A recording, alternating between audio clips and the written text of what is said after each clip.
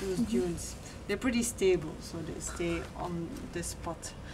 But they're very tricky for everybody who wants to be here with a boat, because for some dunes there's not a lot of water above them.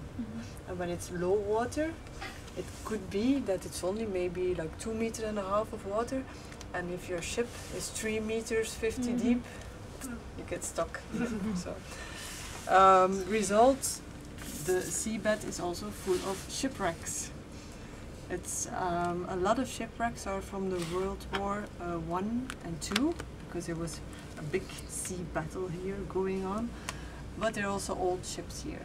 So I'll show you a little bit later some video of one of those ships, because those ships, they're very interesting for us as a scientists, because as soon as something gets stuck here in the bottom, all the organisms come on it and they stick on it, and it's like they create a new environment around it. So, and when there's a lot of fish going around it, there's a lot of also predators coming to see what's out there, and a lot of fish that seek shelter also in those wrecks.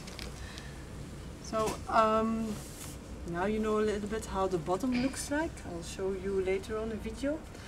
What goes on the water? Well, we have a lot of activities here at our little piece of Belgian waters.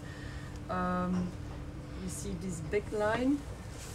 That's a big highway of ships. From all the ships who come to the North Sea, they have to pass the Belgian waters.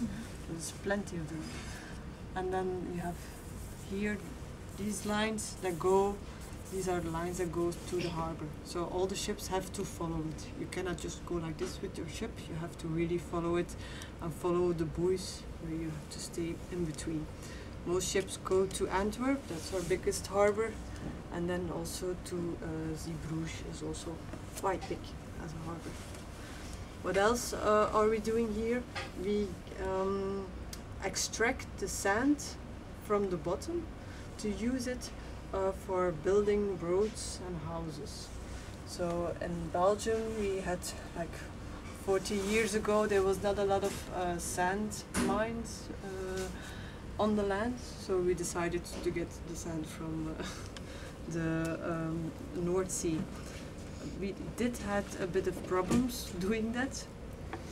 We have special areas where you can extract the sand, like this area, and at one stage they discovered that there was a big hole in it and they didn't get filled up again.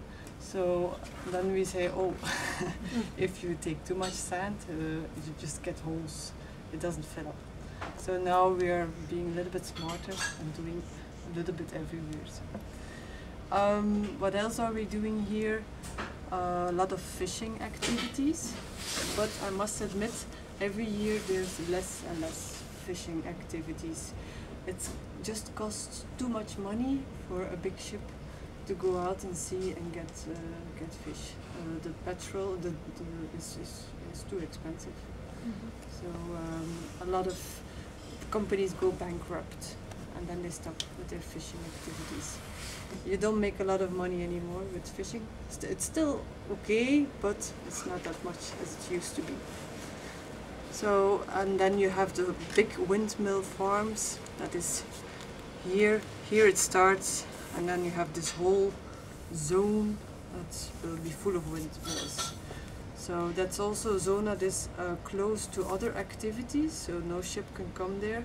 And they probably think about getting some aquaculture to do there in between the windmills.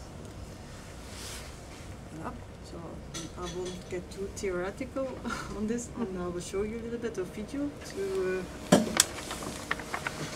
maybe you could come and sit close. Rozuměli všichni, tam Vojtěch měl 13 v té hluboké vodě, že někde je to jenom 2,5 metru hluboký, že to je prostě problém pro lodě.